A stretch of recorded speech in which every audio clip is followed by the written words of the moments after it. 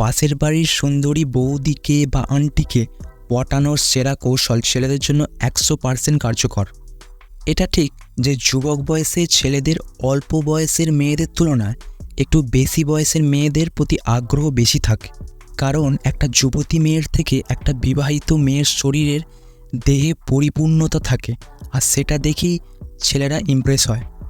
আর naturally এই জিনিসগুলো young generation মানুষ খুব পছন্দ করে।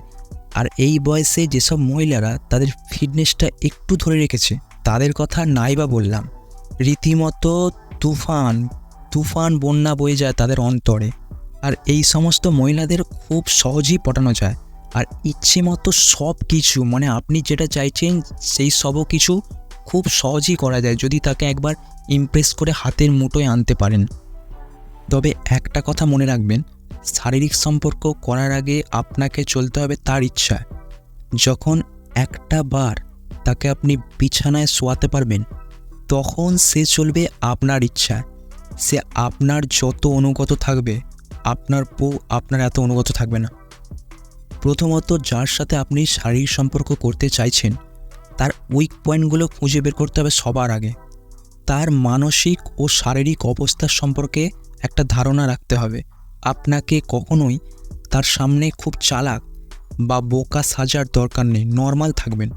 তাকে আপনি অনেক সময় দেবেন আর কথাগুলো মনোযোগ দিয়ে শুনবেন, এমন একটা ভান করবেন তার সামনে।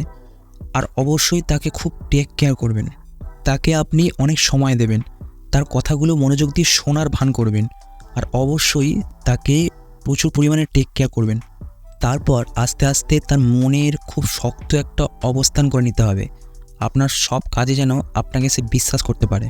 তার সঙ্গে সময় কাটাবেন, তাকে নিয়ে কোথাও ঘুরতে যাবেন। আপনি আগে থেকে কিছু বলে ফেলবেন না।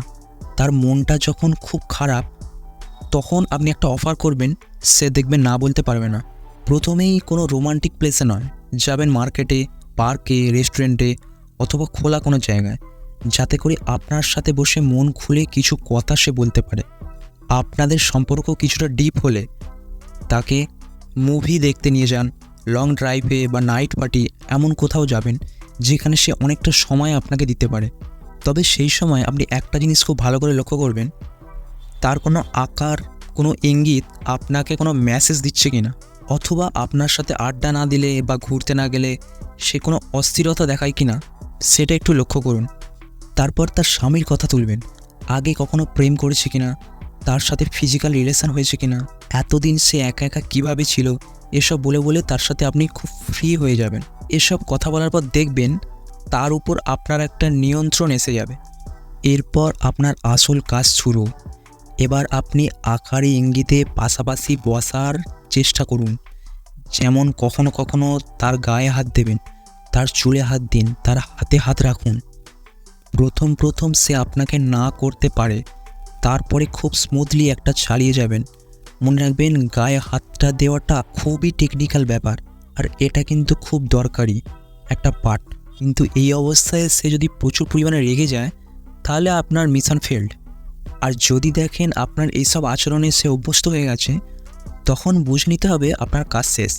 এবার নিরিবিলি কোনো জায়গা বেছে নেবেন যেখানে মিনিমাম 2 থেকে 3 ঘন্টা থাকা যাবে। আর খুব বেশি উত্তেজিত হয়ে যাবেন না, ধীরে সুস্থে কাজ করবেন, সময় একটু বেশি নেওয়ার চেষ্টা করবেন। সব সময় মাথায় রাখবেন তাকে যেন পুরোপুরি আপনি স্যাটিসফাই করতে পারেন। মনে রাখবেন আপনার প্রথম দিনের পারফরমেন্সের উপর নির্ভর করবে অনেক কিছু, তাই তাকে অবশ্যই পরিপূর্ণ তৃপ্তি দেওয়ার চেষ্টা করবেন। তো আজকের ভিডিওটি এখানেই শেষ করলাম। ভিডিওটি ভালো লাগলে লাইক করবেন, চ্যানেলটি সাবস্ক্রাইব করে আমাদের পাশে থাকবেন এরকম আরও ইন্টারেস্টিং ভিডিও পাওয়ার জন্য।